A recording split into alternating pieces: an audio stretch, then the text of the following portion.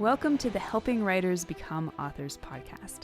I'm KM Weiland, and I am here to take you deep with story theory, writing techniques, and the incredible wisdom of story.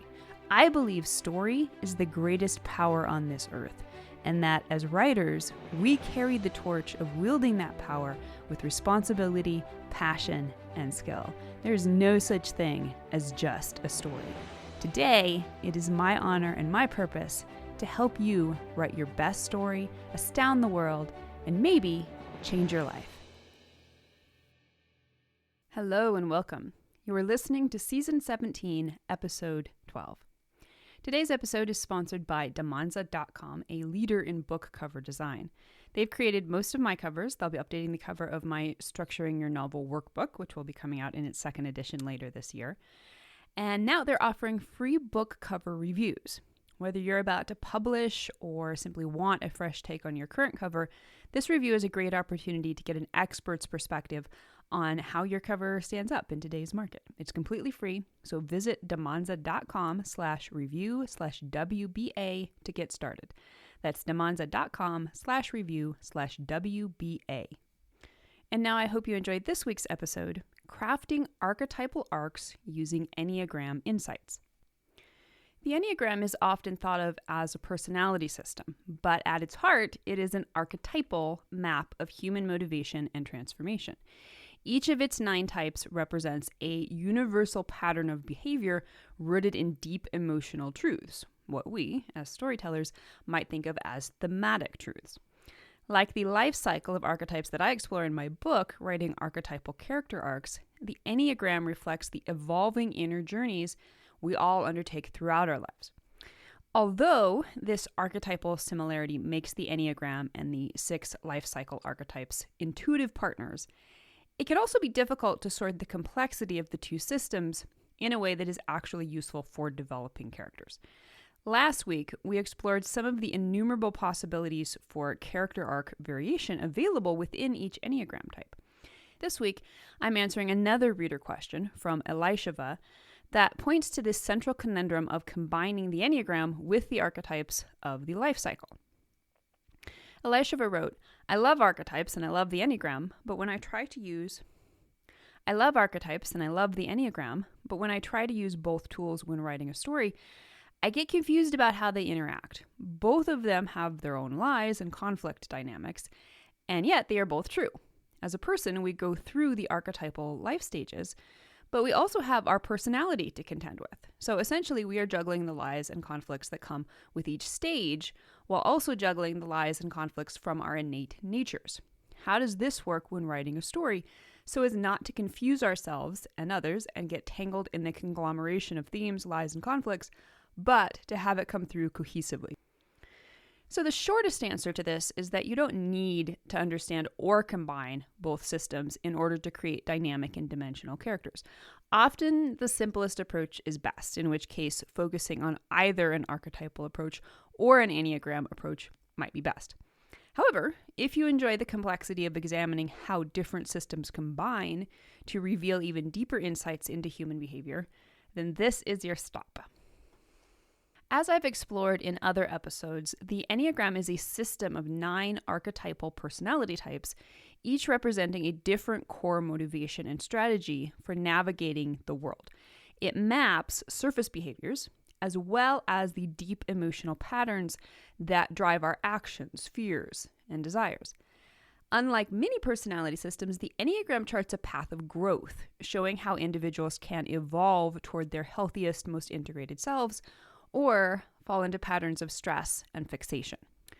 Similarly, the archetypal life cycle that I explore in my book, Writing Archetypal Character Arcs, and the Archetypal Character Guided Meditations, charts the universal phases of transformation we experience as we move through life, from the individuation of the maiden through the personal expansion of the hero, the leadership of the queen, the sacrifice of the king, the acceptance of the crone, and the surrender of the mage. This cycle demonstrates how archetypal energies evolve as we mature, confront challenges, and step into new roles, both within our inner landscapes and our outer lives. Combined, these two systems offer a richly layered view of human development. The Enneagram helps us understand the why behind our individual journeys, that is, our motivations, blind spots, and inner work, while the archetypal life cycle provides a broader view of the win, that is, the inevitable seasons of growth and change we all encounter. Together, they can create a powerful framework for writing deeper characters, as well as living more conscious, authentic lives.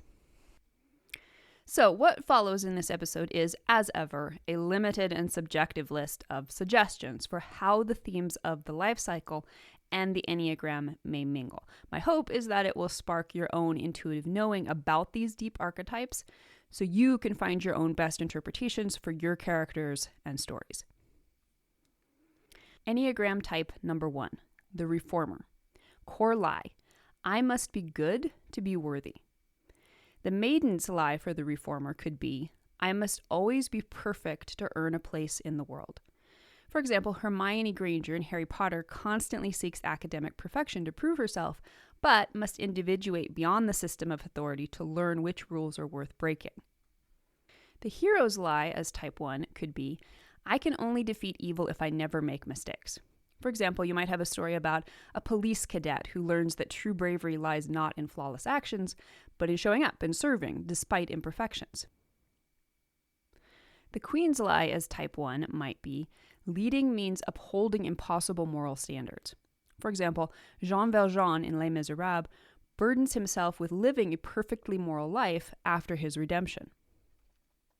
The king's lie as type number 1 might be, I must be flawless to maintain my authority. For example, this could be a story about a legendary mob boss, feared and respected for his rigid moral code and flawless control, who must face the devastating truth that his need to be untouchable is tearing his empire apart. Crone's lie as type number 1 could be, I failed in life because I was never perfect enough. For example, Judge Danforth in The Crucible struggles to evolve with the times, clinging to his rigid beliefs and refusing to acknowledge his mistakes. And the mage's lie as type number 1 could be, true wisdom is reserved for the flawless. For example, this could be a story about a beloved professor on the brink of retirement during a critical crisis facing his school, who must confront his fear of leaving his students vulnerable and step back to let them take charge, trusting that their own mistakes will lead to the growth they need, while he comes to terms with the fact that his time as their guiding force has ended. Enneagram type number 2, the helper. Their core lie is, I must earn love through service. The maiden's lie as type number 2 could be, if I am not useful, I will be abandoned. For example, this could be a story about a young woman on the brink of adulthood who believes she must constantly care for others and meet their emotional needs, even if it means sacrificing her own dreams. The hero's lie as type number 2 could be, I can only save others by sacrificing myself. For example, this could be a story about a young paramedic eager to prove his bravery and worth in service to his community, who believes he must always be the first to respond to emergencies, even at the cost of his own well-being. The queen's lie as type number 2 might be, I must care for everyone, even at the cost of my own needs. For example, Mufasa in The Lion King rules with compassion, but his inability to fully confront and neutralize the threat posed by his brother reveals his failure to assert the tough authority needed to protect the kingdom. The king's lie as type number 2 might be, real authority is earned by serving everyone else first.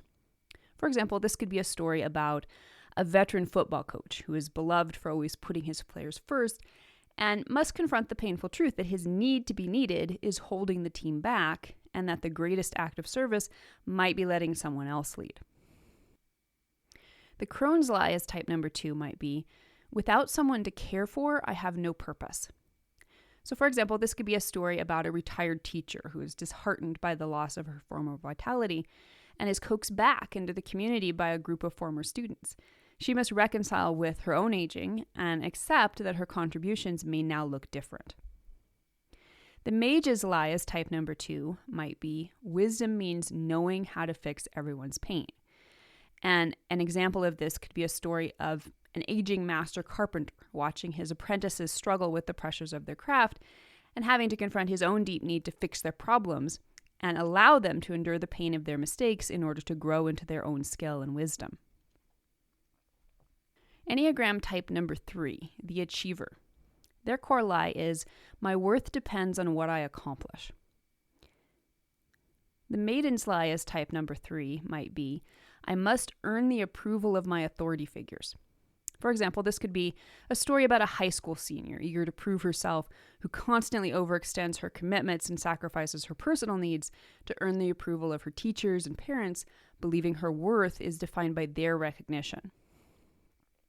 The hero's lie as type number 3 could be, I must win at all costs to prove my worth.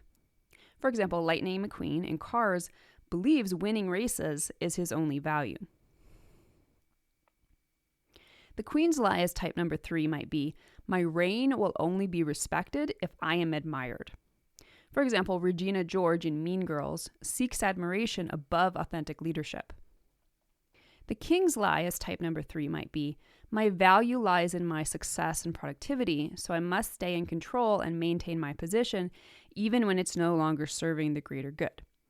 For example, Shakespeare's Richard II clings to his throne, seeking personal validation and glory, but is ultimately forced to sacrifice his throne for the greater good of the kingdom when he realizes his inability to lead effectively has caused more harm than good.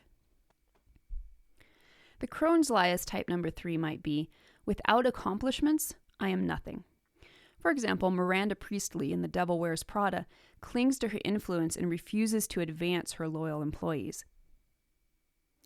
And the mage's lie as type number 3 might be, I must prove my worth by making sure others succeed according to my standards, or I will be seen as ineffective or irrelevant.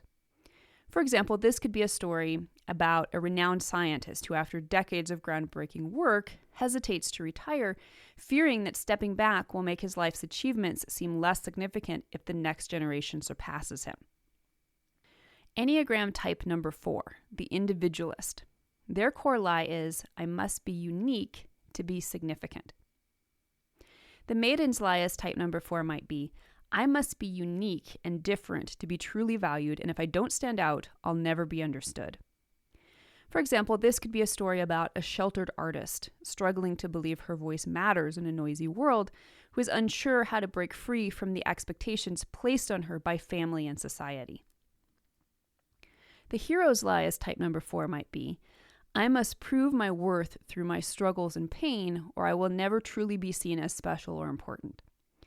For example, this could be the story of a struggling musician who is determined to make it big, but must learn that personal growth comes not just through artistic expression, but by accepting himself and others.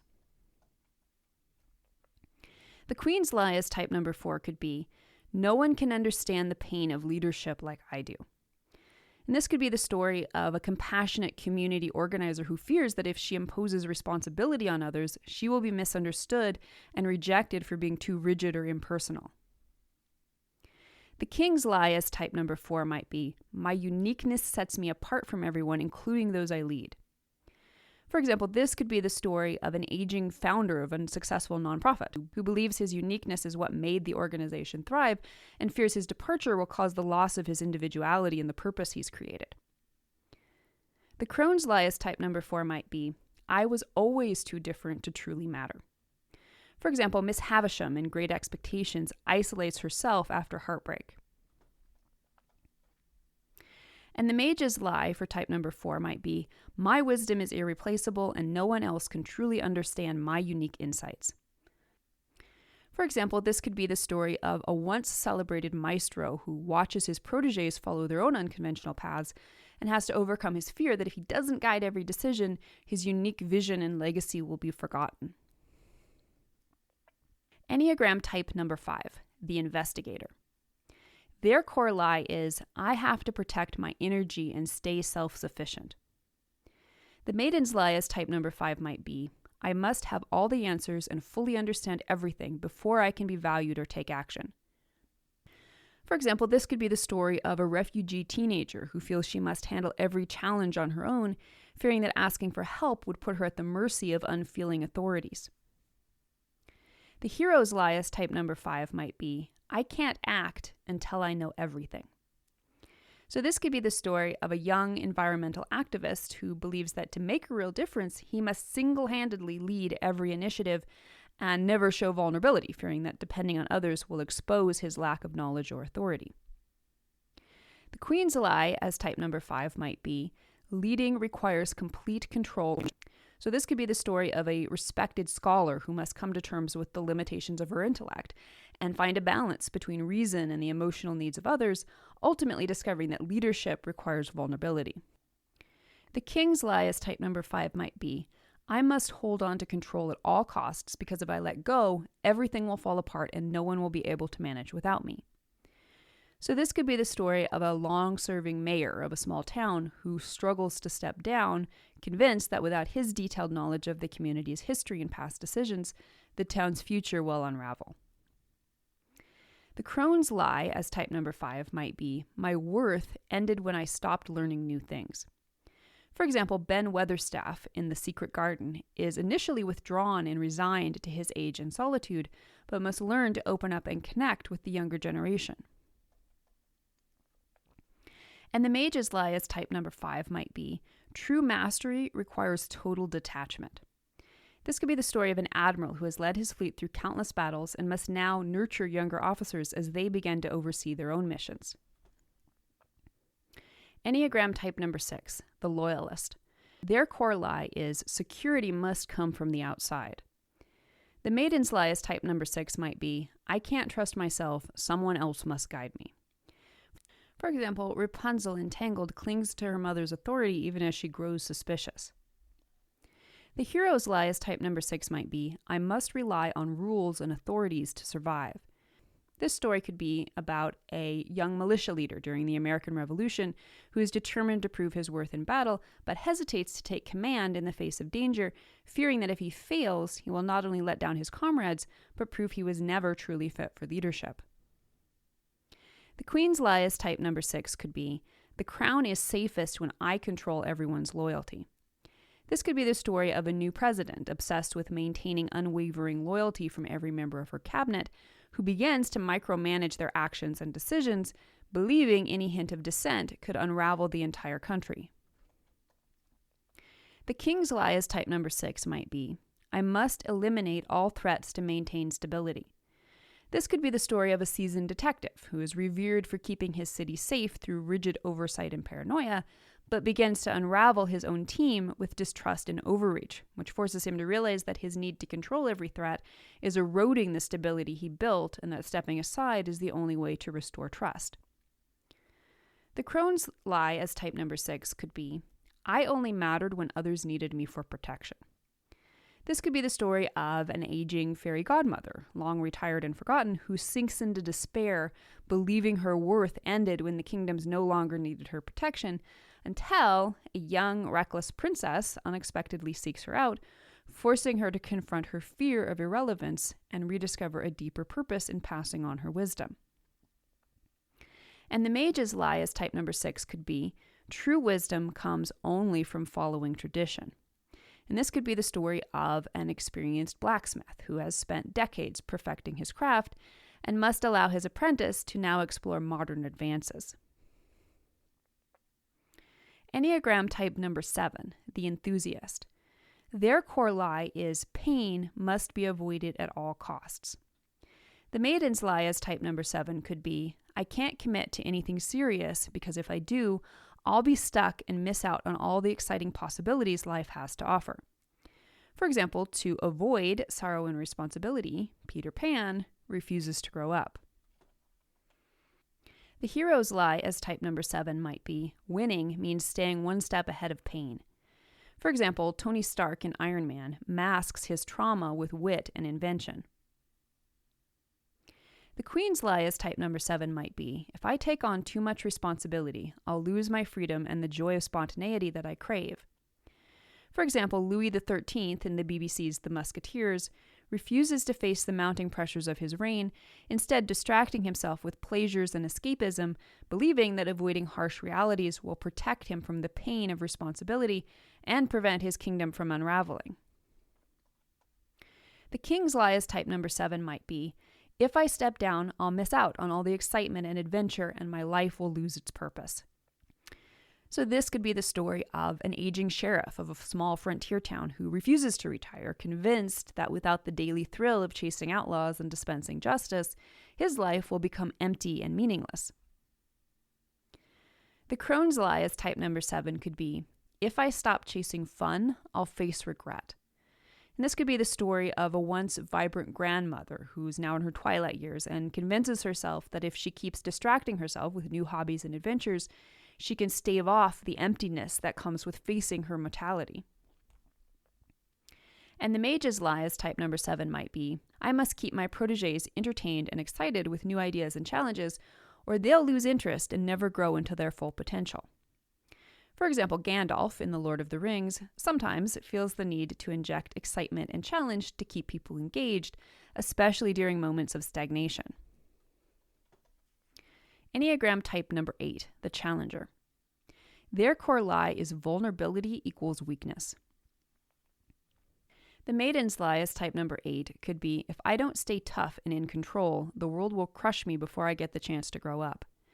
So this could be the story of a headstrong rancher's daughter who is convinced that letting anyone close will only give them the power to break her, and who pushes away the boy who sees her truest self just when she needs him most. And I just wrote that as an example because I couldn't think of a movie example, but I just realized as I'm reading that is exactly Beth Dutton, young Beth Dutton in Yellowstone. The hero's lie as type number 8 is victory demands total dominance. For example, Achilles in Troy prioritizes glory over collaboration. The queen's lie as type number 8 might be, I must crush weakness to lead effectively. For example, Princess Leia in Star Wars believes that if she doesn't keep absolute control over the rebellion and shield everyone with her strength, everything she has built will fall apart. The king's lie as type number 8 might be, power must be protected at all costs. So this could be the story of an ancient dragon king who refuses to name a successor, believing that if he releases his hold on the throne, chaos will consume the realm and erase everything he's built. The crone's lie as type number 8 could be, if I show any weakness now, the world will forget me. This could be the story of an aging private investigator, weary from years of solving crimes, who struggles with the belief that if she doesn't stay ahead of everyone, she'll be left behind and forgotten. And the mage's lie as type number 8 could be, if I don't control everything around me, everything will fall apart. And this could be the story of a dying inventor who must accept that without his direct involvement, the future of art and science will fall into the hands of the next generation, whether they are ready or not. Enneagram type number 9, the peacemaker. Their core lie is, my presence creates conflict. The maiden's lie as type number 9 could be, if I assert myself, I'll anger those in authority. For example, Cinderella silently endures mistreatment to preserve fragile peace with her stepfamily. The hero's lie as type number 9 could be, keeping the peace is more important than fighting for what's right. For example, Frodo Baggins in The Lord of the Rings hesitates to act against Gollum despite danger. The queen's lie as type number 9 could be, a ruler must maintain harmony at any personal cost. This could be the story of a single mother who must reconcile with her teenage son's drug use and her struggle to impose discipline. The king's lie as type number 9 could be, leadership means erasing my own desires. So this could be the story of an aging carnival owner, long seen as the heart of a beloved traveling show, who must confront the truth that true harmony sometimes means letting go. The crone's lie as type number 9 could be, my life only mattered when I avoided conflict. This could be the story of a retired diplomat who refuses to enter the fray again even though she is needed. And the mage's lie as type number 9 could be, wisdom is found only in silence and non-interference. For example, Professor Dumbledore in Harry Potter initially withholds vital truths, believing non-interference safest. All right, so understanding which Enneagram type aligns best with each character archetype can offer further insights for writers looking to craft psychologically resonant stories. So briefly, I'm just going to explore which Enneagram types can be the best fit for each of the 6 major archetypal arcs. So as you've seen, every Enneagram type will have the opportunity to embody each part of the archetypal life cycle. However, for the purposes of storytelling, certain Enneagram types might more obviously align with the innate themes of certain life archetypes. All right, so we'll start with the maiden arc. The maiden represents youth, innocence, and the early stages of growth. This archetype often involves a journey of self-discovery in which the character confronts fears of inadequacy. So I would suggest as the best fits type number 2, the helper. 2s seek external validation and approval, often believing they must be useful to be loved or accepted. And this can align with the maiden's journey of proving her worth. And then type number 4, the individualist. 4s often feel like outsiders and believe they're too different or broken to belong, and this aligns with the maiden's struggle to find her place.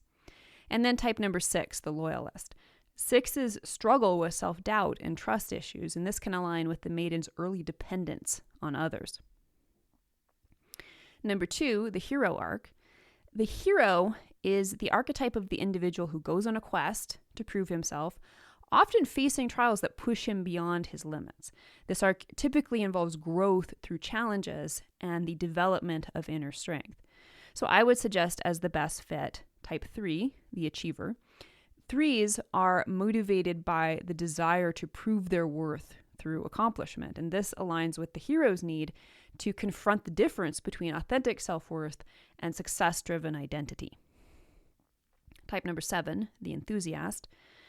7s seek excitement and avoid pain, and this aligns with the hero's lessons in embracing hardships and responsibility, and also the general adventurousness that is often present in hero stories. And type 9, the peacemaker. 9s prefer to avoid conflict and maintain harmony, and this can align with the hero's lessons in standing up and taking action for what is right. Number 3, the queen arc. The queen archetype represents leadership, responsibility, and the balance of power with wisdom. The queen must confront the tension between personal desires and the needs of others. She often faces internal conflict over whether to uphold idealistic values or to compromise for the greater good. So I would suggest as a best fit for the queen, type number 1, the reformer.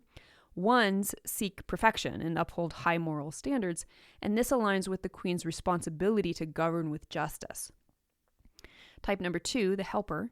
2s may take on leadership roles out of a need to care for others, and this aligns with the queen's struggle to balance the needs of the people she leads with the equal necessity for justice and fairness. And type number 3, the achiever. 3s are driven by a desire for success and admiration, and this can align with the queen's desire to lead effectively while also ensuring she is loved and respected. Number 4, the king arc. The king is an archetype of mastery, authority, and moral leadership. Kings must balance power with compassion, making decisions that affect others, while also grappling with personal doubts about worth and legacy. So I would suggest as the best fit for the king, type 1, the reformer. 1s value moral integrity while desiring to fix the world, and this aligns with the king's role as a ruler who holds the kingdom's best interests at heart. Type number 6, the loyalist. 6s seek stability and security, often taking on leadership roles when they believe they can protect others. And this aligns with the king's desire to shoulder the tremendous burden of total responsibility for his kingdom. And type number 8, the challenger. 8s possess a drive for control and strength. They must learn that real power comes from wisdom, not domination. And this aligns with the king's focus on authority and leadership. Number 5, the crone arc. The crone represents wisdom, reflection, and the acceptance of old age. This archetype is concerned with legacy and the knowledge gained through life's experiences. I would suggest as the best fits for the crone, type number 1, the reformer. 1s must learn to accept imperfection, and this aligns with the crone's need to forgive herself and embrace her flaws. Type number 4, the individualist. 4s often feel like they are misunderstood or disconnected, and this can align with the crone's need to reflect on her life choices and embrace her true self.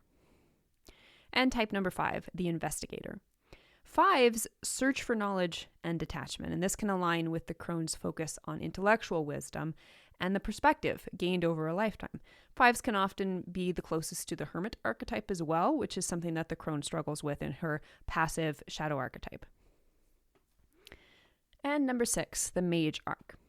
The mage represents mastery, transformation, and the passing of knowledge. The mage has the wisdom and skills to guide others, but may struggle with the isolation and surrender needed in the role of mentor.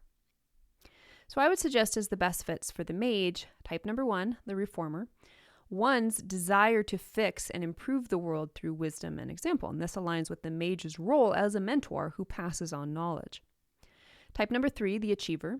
Mature 3s can provide guidance to others on how to achieve success while also needing to confront their need for external validation. And this can align with the mage's role as a wise leader who desires to guide the young. And type number 5, the investigator. 5s are natural learners and seekers of knowledge, which aligns with the mage's ability to impart wisdom to others. So understanding the best fit Enneagram types for each archetypal character arc can offer powerful insight into your character's internal journeys. When you align your character's Enneagram-driven fears and desires with the core themes of their archetypal arcs, you create a narrative with emotional resonance and psychological depth. So, whether your character is a hero, learning to face his limitations, a queen, learning to lead with integrity, or a crone, reckoning with her past, the Enneagram can add nuance and authenticity that helps bring the character arc to life. By thoughtfully pairing archetypes with Enneagram types, you can gain a dual lens through which to craft stories that both captivate and transform. Now that brings us, at last, to the end of today's episode.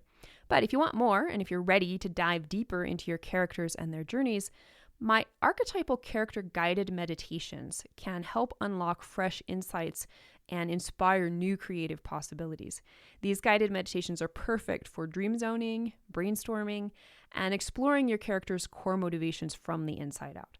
So whether your character's story is best suited to the archetypes of maiden, hero, queen, king, crone, or mage, these meditations will guide you to understand the heart of your characters and bring them to life in new and exciting ways. It's like having a personal guide to help you dig into the soul of your story.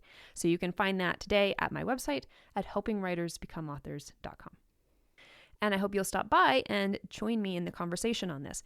How do you merge archetypal characters with the Enneagram types in your writing? Which Enneagram type best fits with the archetypes you use? And how do their core motivations shape the journey? And that brings us to the end of this episode of Helping Writers Become Authors. I hope you'll stop by the site for a full transcript of this episode and to join in the conversation in the comments. Tune in for next week's episode, where we'll continue to explore all things writing and storytelling. If you'd like to support the podcast, it always means a ton when you take a moment to leave a quick rating or review on Apple Podcast, Amazon Music, or Spotify. To stay updated on all the latest content I create for you, the best way is to join my mailing list at helpingwritersbecomeauthors.com/mailing list. You'll also immediately gain access to lots of free resources, including my books, Crafting Unforgettable Characters and 5 Secrets of Story Structure. For real-time connection with me, more writing advice, and behind-the-scenes glimpses, follow me on Instagram at authorkmwyland. A heartfelt thank you to each one of you for your support and enthusiasm, and especially those of you who support my work on patreon.com/kmwyland. You help make my site, this podcast, and so many other resources available to writers everywhere. So until next week, keep writing, keep dreaming, and most importantly, keep being true to your stories. Thank you for being part of Helping Writers Become Authors.